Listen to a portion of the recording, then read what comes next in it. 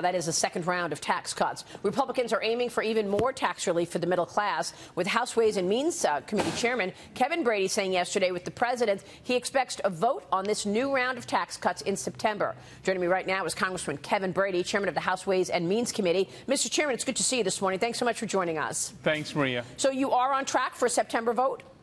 And we are. So we had a great meeting with the president yesterday, just getting on the same page on what we see for 2.0 in the timetable. So we expect to begin our listening sessions with House Republicans next week on 2.0. It's going to be a very tight, very focused package. The centerpiece, of course, is permanence, because that's growth, 1.5 million new jobs, and to make sure that the future Washingtons can't come back and steal those tax cuts back, growing our economy. So, yeah, we are on track. Yeah, let's talk about that. So you say the centerpiece of this plan is making the individual tax cuts permanent. We know that the corporate tax cuts are already permanent, but the individual tax cuts, you want to be permanent. How does that equate to 1.5 million new jobs, Mr. Chairman? Yeah, because as you know, because these goofy budget rules in Congress, we are able to do long-term for individuals in our small businesses, not permanent. We want to go right back to there. So it increases growth over time. Long run, about 1.5 million new jobs, increases paychecks. Almost 1%. It increases growth, again, long term. That's, we think, critical to growth in the U.S., but we don't stop there. We think there are opportunities now with the stronger economy in companies, as you just mentioned, being able to help increase their retirement matching. We also think this is a perfect time to help families save more and save earlier.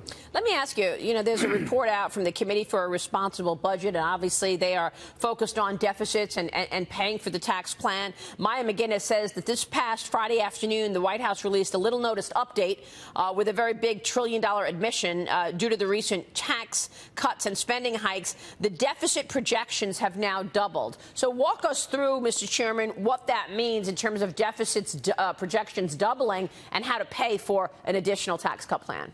Well, that doubling is not because of the tax cuts. Even the Congressional Budget Office, which isn't a big fan of tax cuts, admits that $1 trillion more of revenue will come into the federal government after tax reform than before. So we're helping grow the federal revenues. It's all on the spending side. That's, I believe, where we need to focus. And I do think, at the end of the day, making permanent these individual and small business cuts incredibly helpful for growth for the U.S. Yeah, you would think that you want to make sure that the tax cuts in place for the individuals are permanent, because otherwise they may very well get stripped away. We hear Nancy Pelosi over and over again saying if and when she becomes Speaker of the House, she's expecting it in November, that she will reverse the tax plan and actually raise taxes on individuals. Yeah, they are doubling down. Democrats want to steal those tax cuts back. And, I worry not only do they take away from families and small businesses, but look at the growth we're seeing, the jobs and investment flowing back into the United States. And now,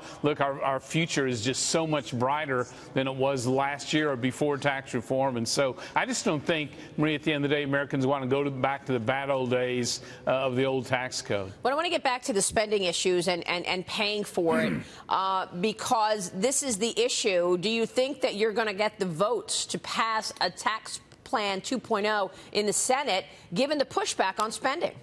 Well, I'm hopeful. Here's why. One, I think people know that families and small businesses deserve the same permanency. Obviously, the business community does as well. Secondly, Democrats are pretty outspoken in the Senate that they couldn't support this because it wasn't permanent for families. So we're going to give them a chance to put their voting card where their mouth is. And at the end of the day, too, I'll tell you, in our work, Leader McConnell, Senate Republicans have been incredibly helpful and encouraging as we work toward continuing to make these cuts permanent. So I appreciate their efforts. So the first tax reform, and the first one in 30 years that obviously you led in January getting passed, was very much centerpieced around the corporate rate coming down. That clearly unleashed animal spirits and had corporations spending again and creating new jobs.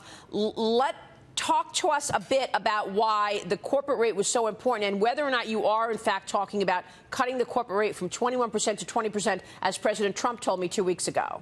So the corporate rate, excuse me, Maria, was important because America had fallen so far behind our global competitors. That was one of the big problems, the job losses in manufacturing, research flowing overseas. So we reversed all that. Surprisingly, I don't think most people realize that over $1.1 trillion of that tax cut was on the individual and the small business side. That's helped growth as well. But we really think locking that's in critical. We also think, companies now are reinvesting in a way that is helping workers in their paychecks, in their retirement, in their compensations. You can tell the optimism back home is crucial. We want to make sure we're locking that in. So this is not just about coming up with another positive thing for people's pocketbooks right before the midterm elections. You really do realistically think this can pass the Senate?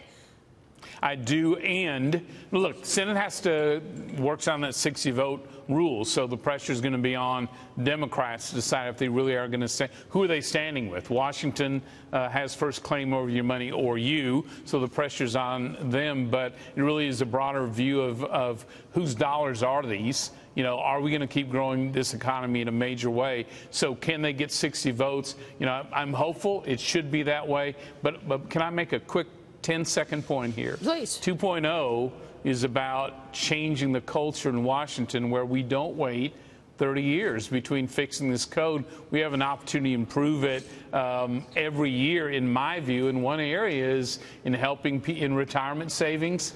We think it's really critical to a lot of families. They'd be able to save more. And we've got some great ideas, I think, in this package to help them do that. The only issue is you didn't get one Democrat, not one Democrat, to vote for the tax plan back in January. What gives you the confidence that you're going to get any of them to vote for 2.0? Well, we're going to see where they stand at the end of the day on this vote.